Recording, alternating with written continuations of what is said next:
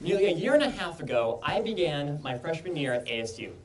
Between moving in, exploring the campus, and attending welcome week events, starting college is one of the most overwhelming yet exciting things I've ever done. However, during this exciting time, I didn't take that many pictures. In all honesty, it was something that I just forgot to do. In fact, this picture here, breakfast on the first morning in my dorm room, was the only picture I did take. So by the time that classes roll around and friends of mine are uploading photo albums to Facebook titled College, I felt I had missed out on this opportunity to document something that was only going to happen to me once in my life. I felt really left out, and it was a feeling that I just could not shake. So weeks passed, and one evening at dinner, I learned about a project that a friend of mine is working on. Since moving, she's been taking one picture every single day, and plans to do so for a year. I immediately fall in love with this project. The idea of a compulsory photo every day appeals to the camera-shy part of me, and seems like a great way to document this new phase of my life. Plus, my 19th birthday is coming up, so now seemed like the greatest time to start. So, on October 12, 2012, I began the project with a selfie in my dorm room.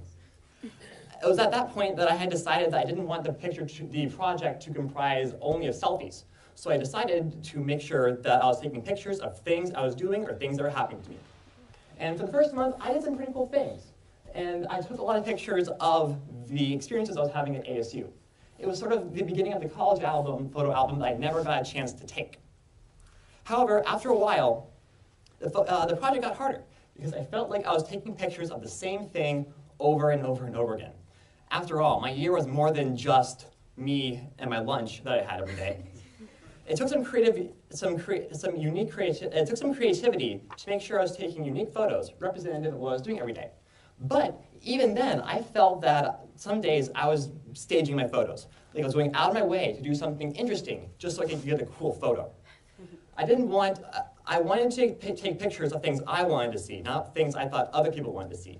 It took a while, but in the end, I was finally able to regulate myself and take photos of what I felt was to the core of me in my year.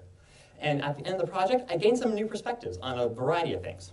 The first thing that I noticed is that people today are borderline obsessed with taking pictures. Thanks to the widespread availability of cameras and ways of spreading those pictures, people are always going to be taking pictures. I kind of compare this to the character of Leonard Shelby from the movie Memento. Leonard is a man with short-term memory loss on the hunt for his wife's murderer. He relies on notes, photos, and tattoos to constantly remind himself of who he is and his ultimate goal. In a similar way, the photos that we take shape our identity. They remind ourselves of who we are, both today and 45 years in the future when these moments are distant memories.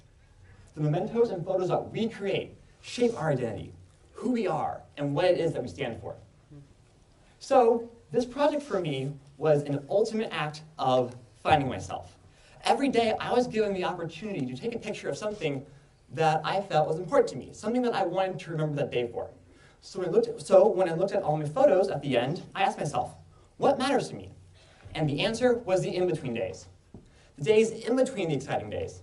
The days that don't seem to matter and are filled with a tedium. To me, there's a magic and a beauty in these in-between days. Now, I'm not going to lie, I did some pretty cool things the year of my project. I saw my favorite band in concert. I hiked to the top of Mount Whitney. I interned here at the Science Center. I am so thankful and lucky to have had these great experiences. But the thing is, I don't measure my year in terms of these awesome experiences. And I feel this stands in stark opposition to the notion that what is important is what is most interesting on services like Facebook and other forms of social media. That is not the case. These things will never be able to exactly represent someone's life. Because the truth is, things like biking along in the bike lane, crying late at night in the middle of campus, having great friends who bring you coffee late at night while you're studying in Club Hayden, those things are amazing. Those experiences are those places, events, people influenced me, impacted me, and made me the person I was at 19 into the man I am now at 20. So, now if you're thinking about doing this project too, I highly, highly, highly encourage it. It takes some effort, but in the end, you're left with two great things. One is a record of how you spent that year, and the other is a deeper understanding of how that year changed you. Thank you.